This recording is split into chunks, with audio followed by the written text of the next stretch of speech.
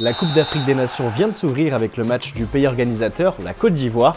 Les joueurs de la Côte d'Ivoire sont surnommés les éléphants, tandis que leurs adversaires, la Guinée-Bissau, sont surnommés les lycaons, un autre animal vivant dans la savane. Mais connais-tu le surnom des autres équipes africaines? On commence avec la sélection tenante du titre, le Sénégal. On appelle les joueurs sénégalais les lions de la Teranga. En Wolof, la langue majoritairement parlée dans le pays, ce terme désigne l'hospitalité. Deux autres sélections sont également désignées par le roi des animaux. Les joueurs marocains sont surnommés les lions de l'Atlas et les joueurs camerounais les lions indomptables. On continue avec les surnoms inspirés du monde animal. En Algérie, les internationaux sont surnommés les fennecs ou encore les verts, en référence au maillot qu'ils portent en jouant à l'extérieur. Les joueurs du Burkina Faso sont nommés les étalons, ceux de la Tunisie, du Nigeria et du Mali mettent à l'honneur l'aigle.